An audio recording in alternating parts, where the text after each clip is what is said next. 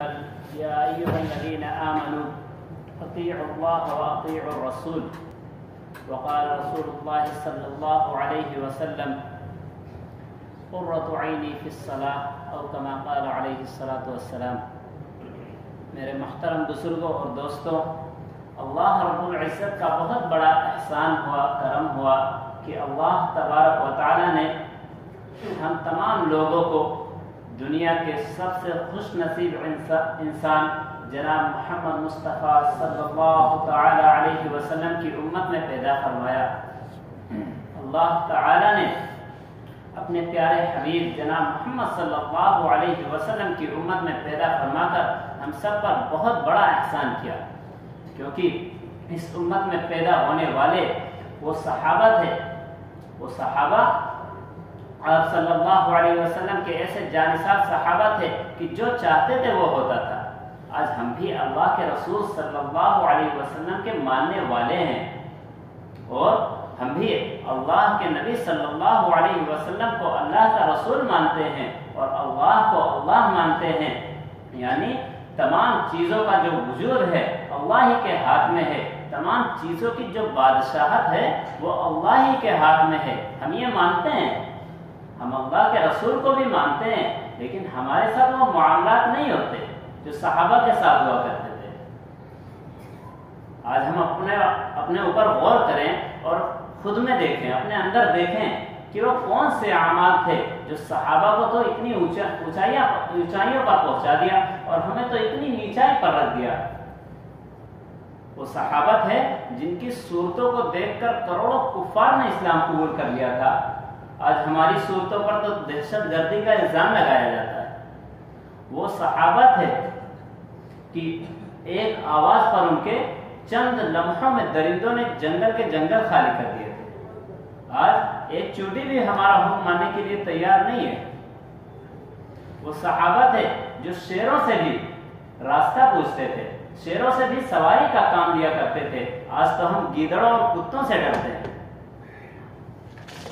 وہ صحابہ تھے جو سمندروں کے اوپر حکومت کرتے تھے، سمندروں پر ایسے چلتے تھے جیسے کوئی خشکی پر چلتا ہو، اور آج ہم ایسے ذلیل و خوار ہیں کہ ہر طرف سے ٹھکرائے جاتے ہیں۔ آخر سوچے کہ ایسا کون سا معاملہ ہے ہمارے ساتھ کہ ہمارا اللہ بھی وہی، ہمارا رسول بھی وہی، پھر ہمارے ساتھ ایسے معاملات کیوں نہیں ہوتے؟ تو غور کرنے سے معلوم ہوتا ہے کہ قرآن میں اللہ تبارک و تعالیٰ نے پوری بات واضح کر دی، پوری بات بتلا دی۔ اللہ کے رسول صلی اللہ علیہ وسلم کے بارے میں اللہ نے فرمایا لَقَدْ كَانَ لَكُمْ فِي رَسُولِ اللَّهِ أُسْوَةٌ حَسَنَةٌ، کہ تمہارے لیے رسول اللہ صلی اللہ علیہ وسلم کی زندگی میں بہترین نمونہ ہے۔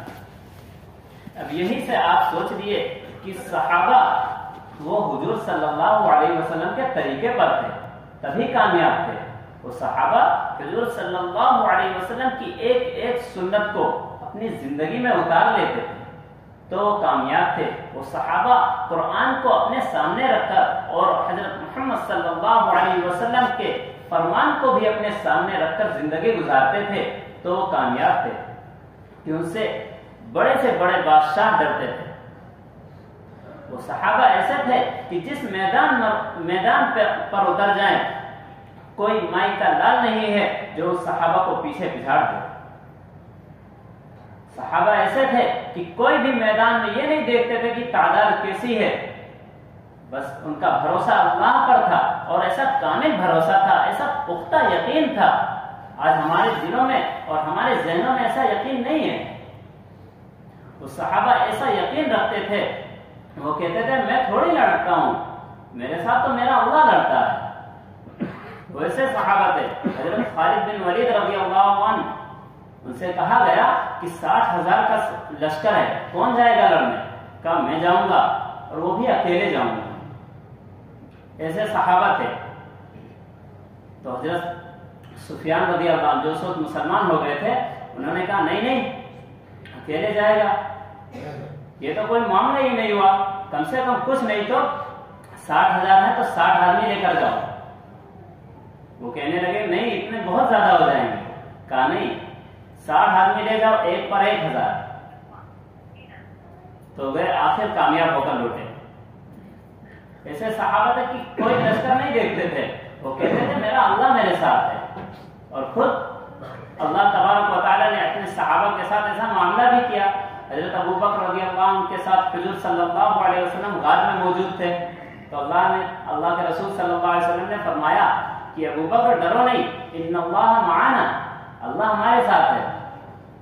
صحابہ کے ساتھ اللہ موجود رہتا تھا، کوئی بھی جنگ ہو اللہ تعالیٰ کبھی شکست نہیں دیتا تھا، خواہ وہ کوئی عذر آ جائے، لیکن اللہ تعالیٰ ہمیشہ اپنے صحابہ کو اوپر ہی بڑھاتا تھا۔ میرے دوستو، وہ اس وجہ سے کہ انہوں نے اللہ کے رسول صلی اللہ علیہ وسلم کی لائی ہوئی زندگی کو اپنی زندگی میں اتار لیا تھا۔ ان کا ایک ایک کردار ایسا تھا کہ لوگ پوچھتے تھے اسلام کیا ہے، تو صحابہ کہتے تھے اس کو دیکھ لو تو وہی اسلام ہے۔ آج ہم کسی کے بارے میں ایسا نہیں کہہ سکتے کہ فلاں شخص کو دیکھ لو وہی اسلام ہے۔ میرے دوستو، وہ صحابہ ایسے تھے کہ ہر ایک سے ایسی تاثیرات پیدا ہوتی تھی، ایسے ان کے افعال اور اقوال تھے کہ دیکھ کر لوگ کہتے تھے ہاں اسلام ایسا ہوتا ہے۔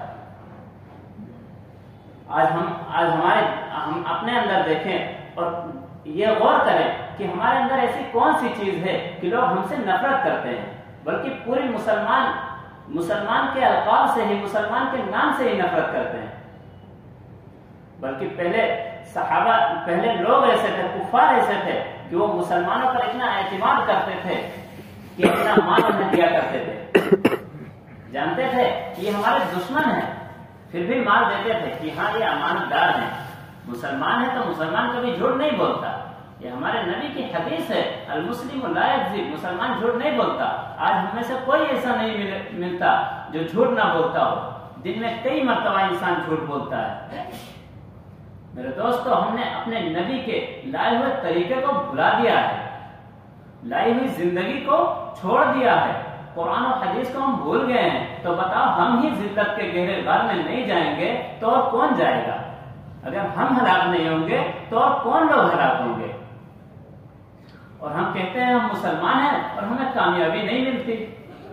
میرے دوستو، ہم اپنے اندر غور کریں اور دیکھیں کہ ہم مسلمان کہتے تو ہیں، لیکن ہمارے نبی صلی اللہ علیہ وسلم کی جو تعلیمات ہے، جو آپ اسلام لے کر آئے ہیں، جو دین لے کر آئے ہیں، وہ ہماری رگوں میں پیوست ہے کہ نہیں ہے؟ یہ دیکھیں، صحابہ رضی اللہ عنہم کی زندگی میں ایسا دین پیوست ہو گیا تھا کہ ان کے ایک ایک افعال سے لگتا تھا کہ ہاں یہ مسلمان ہیں۔ ان کو دیکھ کر لوگ اسلام قبول کیا کر لیتے تھے۔ میرے دوستو، صحابہ اپنے نبی پر ایسے جان نثار تھے کہ حضور صلی اللہ علیہ وسلم مدینہ منورہ میں موجود تھے۔ آپ کا ایک راستے سے سفر ہوا تو ایک بہت ہی خوبصورت محل دیکھا، بہت ہی خوبصورت ایک بلڈنگ تعمیر تھی۔ آپ نے دیکھا اور کہا یہ کس کا ہے؟ تو کہا فلاں انصاری صحابی کا ہے۔ تو کہا اچھا۔ آپ نے چہرہ پھیر لیا اور چلے گئے۔ پھر وہ صحابی آئے اور سلام عرض کیا، آپ نے چہرہ پھیر لیا ان سے، سلام کا جواب نہیں دیا، یا دل میں دیا ہوگا، لیکن میرے دوستو، وہ صحابی ایسے تھے فوراً ان کے دل پر اثر ہوا۔ انہوں نے اپنے دل میں خیال کیا کہ کون سی بات تم سے ایسی پیش آئی کہ حضور صلی اللہ علیہ وسلم نے چہرہ پھیر لیا۔ وہ صحابی فوراً حواس باختہ ہو گئے اور فکر ہوئی میں کہ اب کیا کروں۔ لوگوں سے دریافت کیا کہ ایسا کیا ہوا ہے میرے ساتھ کہ حضور صلی اللہ علیہ وسلم نے مجھ سے چہرہ پھیر لیا۔ کہا کہ کچھ دن پہلے تمہارے گھر کے پاس سے حضور صلی اللہ علیہ وسلم کا گزر ہوا تھا اور آپ صلی اللہ علیہ وسلم نے تمہارا گھر دیکھا تھا اور پوچھا تھا کہ یہ کس کا ہے۔ تو صحابی سمجھ گئے کہ لگتا ہے ہمارا گھر پسند نہیں آیا، کیونکہ حضور صلی اللہ علیہ وسلم کا فرمان بھی ہے کہ جو انسان اپنے جتنی اس کی وسعت ہو، جتنے میں وہ آرام اور سکون کے ساتھ رہ سکتا ہے، اس سے زیادہ اگر وہ تعمیر کرے تو وہ اس کے اوپر وبال ہے۔ یہ فرمان وہ صحابہ جانتے تھے۔ میرے دوستوں، وہ فوراً گئے اور پوری اپنی تعمیرات کو، اپنی بلڈنگ کو پوری درہم برہم کر کے چلے آئے، اور یہ نہیں آ کر عرض کیا کہ یا رسول اللہ میں نے ڈھا دیا اپنے بلڈنگ کو، اپنے محل کو ڈھا دیا، ایسا نہیں بولا، خاموش رہے۔ پھر ایک بار آپ کا گزر اسی راستے سے ہوا، آپ نے کہا وہ محل نہیں دکھ رہا، کیا ہوا اس گھر کا؟ کہا یا رسول اللہ آپ نے چہرہ پھیر لیا تھا ان صحابی سے، انہوں نے آ کر گھر کو ہی برباد کر دیا، ڈھا دیا پورا گھر۔ ایسے صحابہ تھے کہ آپ صلی اللہ علیہ وسلم کی نظر ایک صحابہ پر پڑی، انہوں نے لال پوشاک پہن رکھی تھی، لال کپڑے پہن رکھے تھے، آپ نے کہا یہ کپڑا پسند نہیں ہے مجھے۔ وہ صحابی فوراً اسے لے کر تندور میں ڈال دیا انہوں نے، پھر واپس آئے، اللہ کے رسول صلی اللہ علیہ وسلم نے پوچھا کہ وہ کپڑا کہاں گیا؟ کہا یا رسول اللہ تندور میں ڈال دیا۔ کہا ارے عورتوں کو دے دیتا، تیری بیٹی پر تو جائز تھا، تیری بیوی پر جائز تھا، تیری والدہ پر جائز تھا، ایسا کیوں نہیں کیا؟ کہا یا رسول اللہ جس پر آپ کا غضب ہو میں ایسا کپڑا اپنے گھر والوں کو پہنانا نہیں چاہتا۔ ایسے صحابہ تھے، اور صحابہ ایسے ہی ہوتے ہیں، اللہ کے رسول کے ماننے والے ایسے ہی ہوتے ہیں۔ میرے دوستو، اگر ہم اللہ کے رسول صلی اللہ علیہ وسلم کو سچے دل سے مانیں گے تبھی اللہ تعالیٰ کی رحمت ہم پر ہوگی، اور اللہ تعالیٰ ہم سے محبت تبھی کرے گا، کیونکہ اللہ کا فرمان ہے قل ان کنتم تحبون اللہ فاتبعونی یحببکم اللہ ویغفر لکم ذنوبکم واللہ غفور رحیم، کہ اے نبی ان سے بتلا دیجئے، ان سے کہہ دیجئے کہ اگر تم اللہ سے محبت کرتے ہو تو میری اتباع کرو، اللہ تعالیٰ تم سے محبت کرنے لگے گا اور تمہارے گناہوں کو معاف کر دے گا، بے شک اللہ بڑا بخشنے والا اور رحیم ہے۔ میرے دوستو، یہ حضور صلی اللہ علیہ وسلم کی تعلیمات تھی، یہ وہ صحابہ تھے جو آپ پر جان نثار کر دیتے تھے۔ آپ کے ایک صحابی کہتے ہیں کہ یا رسول اللہ صلی اللہ علیہ وسلم اگر آپ اجازت دیں تو ہم پہاڑوں سے چھلانگ لگا دیں، اگر آپ اجازت دیں تو ہم سمندروں پر اپنے گھوڑے دوڑا دیں، اور ایسا کر کے صحابہ نے دکھلا دیا۔ ایسا صحابہ نے کیا ہے کہ جب ایک صحابی کا لشکر دریا کے قریب پہنچا تو کہا کہ اب کیا کرے، ادھر آبادی بھی ہے یا نہیں ہے؟ دکھ ہی نہیں رہا۔ کہا کہ نہیں، اللہ کا کلمہ پہنچانا ہے، اللہ کی بات پہنچانی ہے، تو یہ قطرہ ہمیں کیا روکے گا اللہ کے راستے سے؟ وہ صحابی فوراً 2 رکعت نماز پڑھی، ان کی نماز بھی ایسی ہوتی تھی کہ فوراً قبول ہو جایا کرتی تھی۔ وہ 2 رکعت نماز پڑھ کے سب کچھ کرا لیا کرتے تھے۔ 2 رکعت نماز پڑھی اور امیر لشکر نے کہا کہ آؤ میرے ساتھ، اور جس کا کوئی ذرہ برابر بھی کوئی چیز اگر باقی ہو تو وہ مجھ سے لے لے گا، اگر کوئی بھی چیز ضائع ہو تو مجھ سے لے لے گا۔ صحابہ چلے اور ایسے چلتے تھے کہ لگتا تھا خشکی پر چل رہے ہیں، ایسے پورے سمندر کو پار کر دیا۔ ایک صحابہ کو یقین نہیں ہو رہا تھا، انہوں نے جان بوجھ کر اپنا لوٹا ڈال دیا اس میں۔ جب پار ہو گئے تو کہا کہ بتاؤ کسی کا کوئی چیز ضائع ہوا ہے؟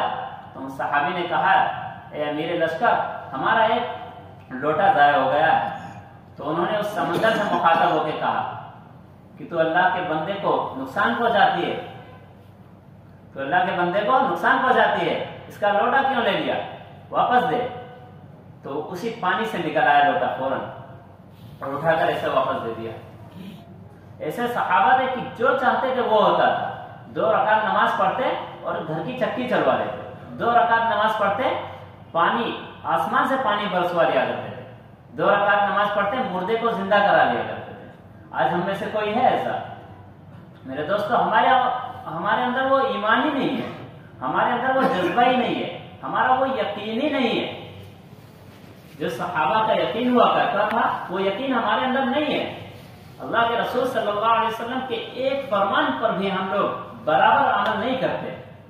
میرے دوستو، رسول اللہ صلی اللہ علیہ وسلم کا فرمان تھا کہ مونچھوں کو اچھی طرح پست کرو اور داڑھی کو بڑھاؤ۔ مسلمانوں نے اس کا الٹا ہی کرنا شروع کر دیا۔ آپ صلی اللہ علیہ وسلم نے فرمایا تھا افشوا السلام بینکم، سلام کو رواج دو، سلام کو آپس میں پھیلاؤ۔ آج مسلمان جسے جانتا ہے اسے بھی سلام نہیں کرتا، بھول ہی گئے اللہ کے رسول صلی اللہ علیہ وسلم کا فرمان۔ آپ نے فرمایا تھا فاتقوا الدنیا، دنیا سے بچو۔ آج اسی کے پیچھے پڑے ہوئے ہیں، سارے مسلمان اسی کے پیچھے پڑے ہوئے ہیں اور کہتے ہیں کہ ہم مسلمان ہیں اور ہمیں وہ صفات نہیں پیدا ہوتی۔ میرے دوستو، وہ صحابہ کے اندر ایسا ایمان تھا، ایسا جذبہ تھا، ایسا وہ نثار کر دیتے تھے اللہ کے رسول صلی اللہ علیہ وسلم کے ایک فرمان پر اپنے آپ کو لٹا دیا کرتے تھے۔ اگر اللہ کے رسول صلی اللہ علیہ وسلم کہہ دیتے کہ فلاں جگہ جانا ہے، خواہ کتنی ہی سردی ہو یا کتنی ہی گرمی ہو، وہ فوراً کھڑے ہو جاتے تھے۔ اللہ کے رسول صلی اللہ علیہ وسلم نے جب بدر کے موقع پر پوچھا تھا صحابہ سے کہ بتاؤ میرے ساتھیوں کیا کہتے ہو، جنگ کی جائے یا چلے جائیں؟ تو انصار صحابہ نے کہا تھا کہ یا رسول اللہ صلی اللہ علیہ وسلم، ہم موسیٰ علیہ السلام کی امت نہیں ہے کہ موسیٰ علیہ السلام کی امت نے کیا کہا تھا کہ تم اور تمہارا اللہ جا کر لڑ لیں، آخر میں ہم جھنڈا لہرا دیں گے۔ کہا ہم وہ نہیں ہے یا رسول اللہ صلی اللہ علیہ وسلم، اگر آپ تک کوئی پہنچے گا تو بغیر ہماری لاش پر چلے ہوئے وہ نہیں پہنچ سکتا۔ ایسا صحابہ نے کر کے دکھایا۔ احد کی لڑائی میں سارے صحابہ آپ کو گھیرے ہوئے تھے، اللہ کے رسول صلی اللہ علیہ وسلم بیچ میں تھے، کوئی کافر کا کوئی بھی تیر یا کوئی بھی بھالا یا کوئی بھی تلوار یا خنجر کوئی آپ تک نہیں پہنچتا تھا جب تک وہ صحابہ تک نہ لگے۔ حضرت قتادہ رضی اللہ عنہ کی تو آنکھ میں ہی پورا تیر گھس گیا اور آپ نے نکالا تو آنکھ بھی باہر آ گئی۔ آپ نے وہی ملبہ رکھ کے ایسے ہی پھیر دیا، آنکھ صحیح ہو گئی۔ وہ صحابہ تھے، ان کے ساتھ ویسا ہی معاملہ ہوتا تھا کہ وہ اپنے آپ کو قربان کیا کرتے تھے۔ آج ہم اللہ کے دین پر، اللہ کے رسول صلی اللہ علیہ وسلم کے لائے ہوئے تعلیمات پر ایک پیسہ بھی خرچ کرنے کو تیار نہیں ہے، اپنی جان تو دور کی بات ہے، میرے دوستو وقت بھی قربان کرنے کے لیے تیار نہیں ہے، تو ہمارے ساتھ ایسا معاملہ کیسے ہو سکتا ہے؟ وہ صحابہ تھے جو پورا دن اللہ کے رسول صلی اللہ علیہ وسلم کے دروازے پر بے ہوش پڑے رہا کرتے تھے، بھوک کی وجہ سے بے ہوش پڑے رہا کرتے تھے، صرف ایک حدیث سننے کے لیے۔ آج ہم لوگ ہزاروں حدیث سنتے ہیں، اس پر عمل نہیں کرتے۔ وہ صحابہ تلاش کیا کرتے تھے کہ کوئی بات سننے کو آ جائے کہ اس پر عمل کر کے میں اتنے مقام پر پہنچ جاؤں۔ آج ہم سنتے ہیں، ایک کان سے سنتے ہیں اور دوسرے کان سے نکال دیتے ہیں۔ میرے دوستو، رسول اللہ صلی اللہ علیہ وسلم کا فرمان اتنا سستا ہم سمجھتے ہیں کہ ایک سنت یہ تو ہے، چھوڑ دو، سنت سمجھ کے چھوڑ دیتے ہیں۔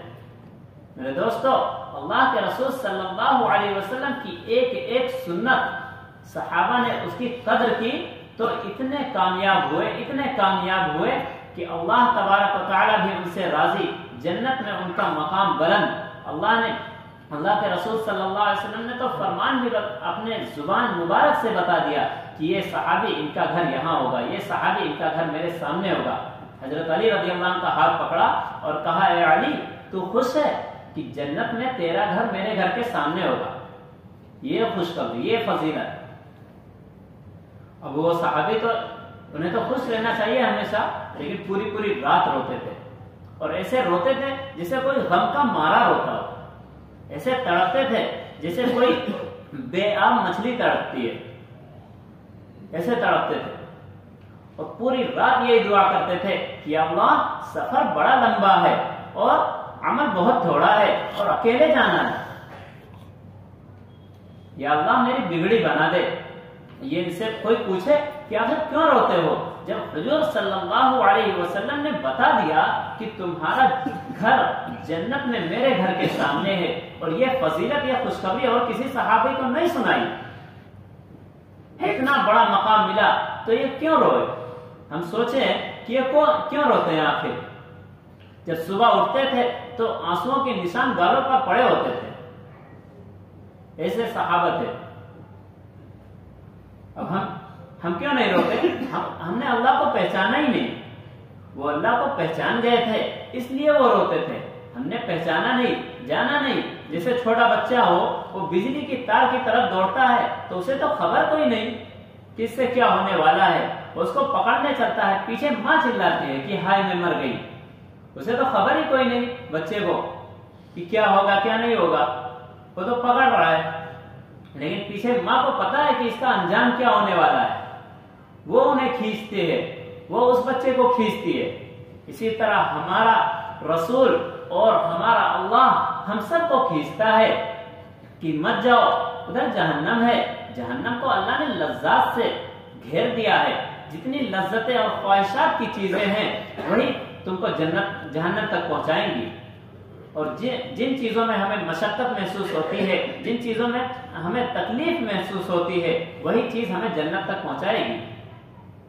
میرے دوستو، صحابہ ایسے نہیں بنے تھے، انہوں نے اللہ کے رسول صلی اللہ علیہ وسلم کی لائی ہوئی تعلیمات کو ایسے اپنی زندگی میں اتارا تھا کہ ان کا ایک ایک عمل ان کا دیکھ کر لوگ کہتے تھے ہاں مسلمان ہو تو ایسا ہو۔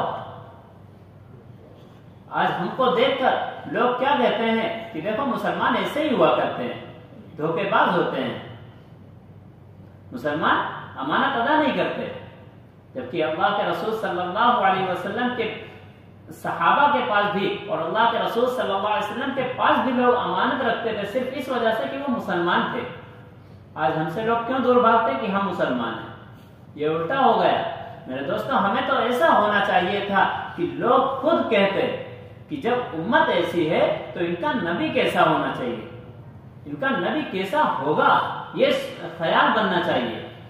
آج ہم لوگ ایسے بدل گئے کہ آپس میں ایک دوسرے کے گریبان پر ہاتھ ڈال دیتے ہیں، آپس میں ہی کیا گھر ہی میں اپنے باپ کو جھڑک دیتے ہیں، اپنی پیاری ماں کو گالی دے دیتے ہیں۔ میرے دوستو، جبکہ اللہ کے رسول اللہ تبارک و تعالیٰ کا قرآن میں فرمان ہے کہ اللہ تعبدوا الا ایاہ وبالوالدین احسانا، فوراً اللہ نے اپنی عبادت بتائی تو دوسرے نمبر پر والدین کی خدمت کرنے کا حکم دیا۔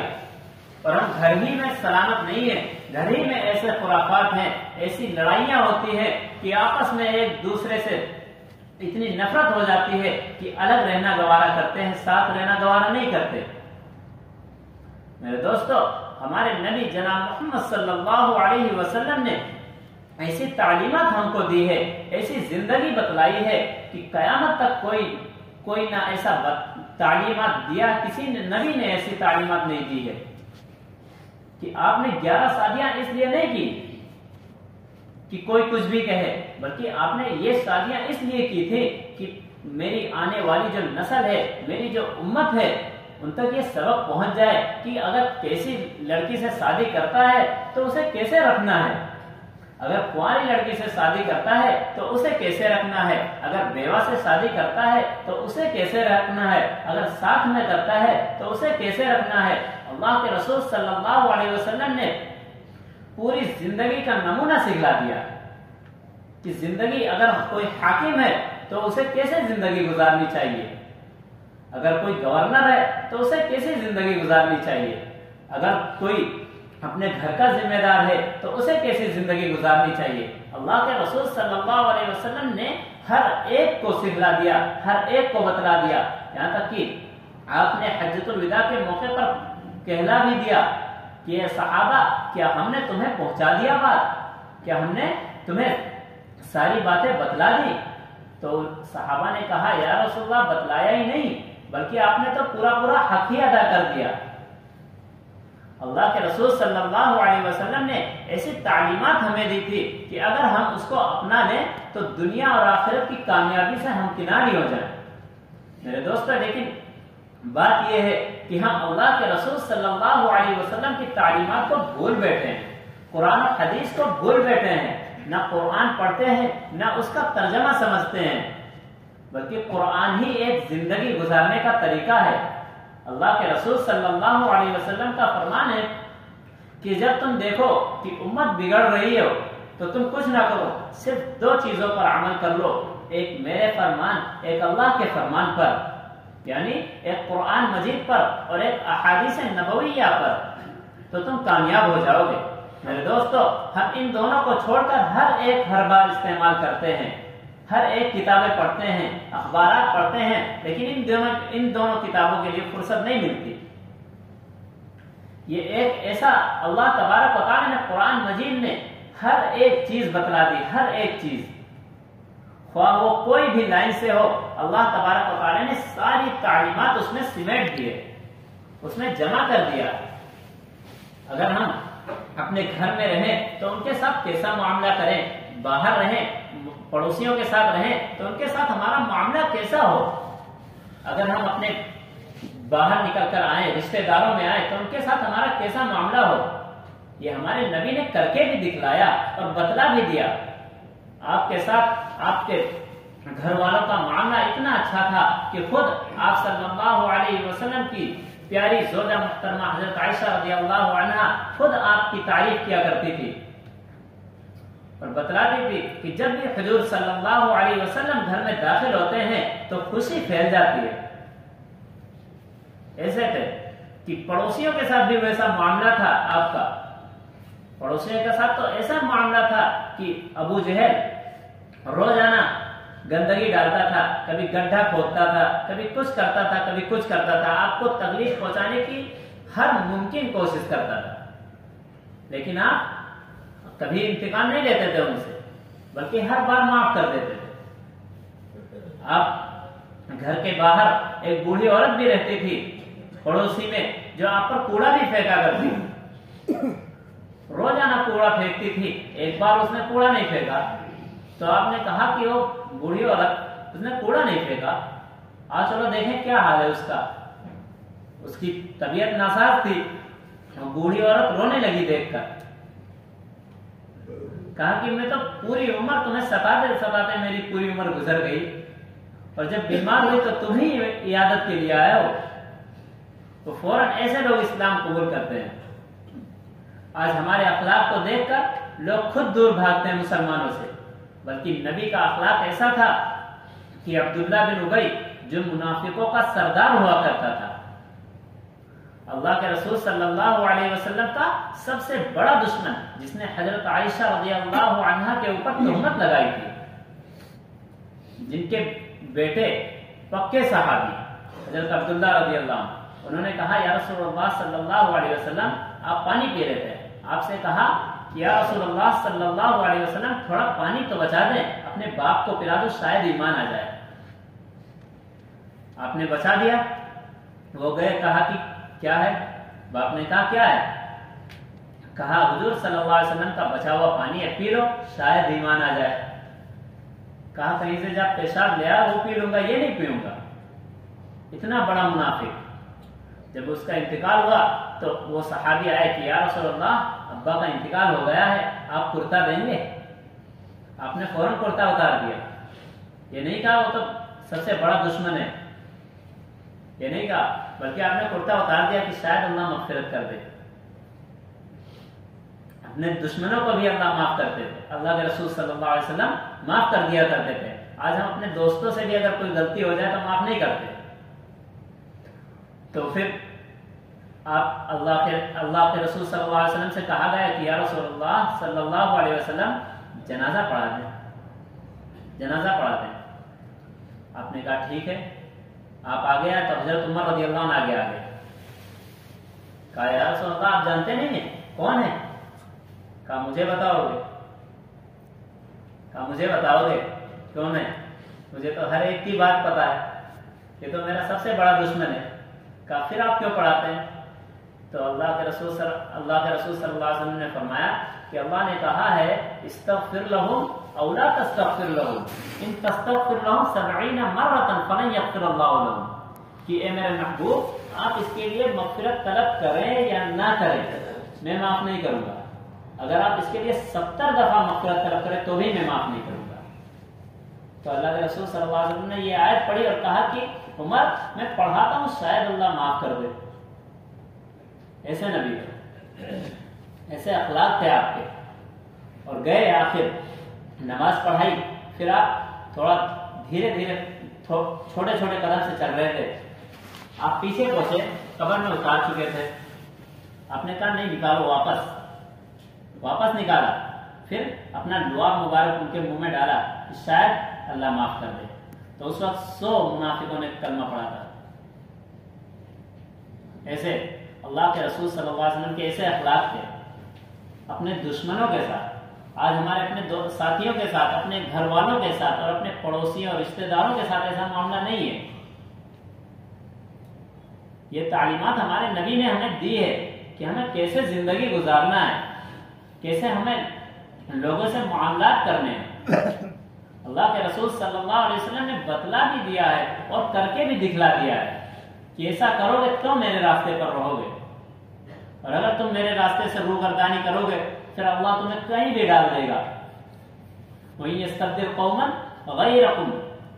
اللہ تعالیٰ فرماتے ہیں سورہ محمد کی آخری آیت ہے کہ اللہ تعالیٰ کہتے ہیں اللہ تبارک و تعالیٰ کا فرمان ہے کہ اگر تم روگردانی کرو گے یعنی اپنے نبی کے لائے ہوئے طریقے کو حقیر سمجھو گے اور چھوڑ دیا کرو گے تو اللہ تبارک و تعالیٰ تمہاری جگہ کوئی اور قوم پیدا کر دے گا جو تمہاری طرح نہیں ہوا کریں گے. یہ میرے اللہ تعالیٰ کا اٹل فیصلہ ہے اور میرے حبیب کا بھی اٹل فیصلہ ہے کہ اللہ کے رسول صلی اللہ علیہ وسلم کا فرمان بھی ذرہ برابر بھی غلط نہیں ہو سکتا اور اللہ کا فرمان بھی ذرہ برابر غلط نہیں ہو سکتا. اس لیے جو کچھ میرے نبی نے کہا ہے خواہ وہ کوئی اپنے عمل سے کیا ہو یا اپنے زبان مبارک سے بتلا دیا ہو اسے ہم پر کرنا فرض عین ہے. ہم سنت نہیں بلکہ اسے واجب سمجھ کر اور فرض سمجھ کر کریں کیونکہ ہمارے نبی کا ایک ایک طریقہ کامیابی کا طریقہ ہے اور ہمارے نبی کے طریقے کے علاوہ کوئی بھی طریقہ ہو تو ہمیں خسارے میں ڈالے گا. چاہے جتنا دیکھنے میں خواہ وہ دیکھنے میں سامنے جنت ہی نظر آ جائے لیکن وہ طریقہ جو ہوگا وہ سیدھا جہنم میں لے کر جائے گا. اور ہمارے نبی کا جو طریقہ ہوگا خواہ وہ مشقتوں والا ہو پریشانیوں والا ہو لیکن وہ طریقہ جنت میں لے کر جائے گا. صحابہ ایسے تھے اتنے مالدار تھے. حضرت عثمان غنی رضی اللہ عنہ اتنے مالدار تھے کہ 900 اونٹ پر سامان لے کر آئے تھے صرف بانٹنے کے لیے. قحط پڑا ہوا تھا مدینے میں اور لوگوں تجارتیوں نے آگے بڑھ کر استقبال کیا اور کہا کہ ہم خریدیں گے. آپ نے کہا کہ نہیں. کتنے میں خریدو گے تم؟ کہا 2 روپیہ زیادہ دیں گے. کہا نہیں. کہا 2 گنا زیادہ دیں گے. کہا نہیں. کہا 5 گنا زیادہ دیں گے. کہا نہیں. کہا پھر ہم سے بڑا تجارتی کوئی نہیں ہے تم نہیں بیچ پاؤ گے. اب کہا نہیں میں اس سے بیچوں گا جو 1 کا 10 دے گا. تو کہا ایسا کوئی نہیں ہے. تو کہا نہیں اللہ تبارک و تعالیٰ ایسے ہی ہے کہ من جاء بالحسنۃ فلہ 10 امثالھا کہ اللہ کا فرمان ہے کہ جو 1 نیکی لے کر آئے گا اس کو اسی جیسی 10 نیکی ملے گی. تو ایسا صحابہ آخرت پر ان کا یقین تھا آخرت پر بھروسہ تھا. آج ہمارا پورا یقین دنیا پر ہی لگا ہوا ہے. جو دیکھتے ہیں وہی سمجھتے ہیں کہ یہی سب کچھ ہے بلکہ مسلمان وہ ہوا کرتا ہے جو غیب کی باتوں پر ایمان لاتا ہے. ہم نے کلمہ کیا پڑھا ہے الف لام میم ذالک الکتاب لا ریب فیہ ھدی للمتقین الذین یؤمنون بالغیب کہ ایمان والا وہی ہے جو غیب پر ایمان لایا. میرے دوستو ہم نے غیب پر ایمان لایا. ہم غیب پر ایمان لائے ہیں تو اسی کے مطابق اپنی زندگی گزاریں اور اسی کے مطابق عمل کریں. جو دیکھ رہے ہیں وہ نہیں جو ہمارے نبی بتلا گئے جو اللہ کا فرمان ہے اسی کے مطابق زندگی گزارے خواہ وہ سامنے کوئی بھی چیز نظر آ رہی ہو. تو اللہ تعالیٰ سے دعا کیجئے کہ اللہ تعالیٰ ہم سب کو اپنے فرمان کے مطابق اور جناب محمد مصطفیٰ صلی اللہ تعالی علیہ وسلم کے طریقے کے مطابق زندگی گزارنے کی توفیق عطا فرمائے اور تا موت اسی طریقے پر چلنے کی توفیق عطا فرمائے. وآخر دعوانا ان الحمد للہ رب العالمین.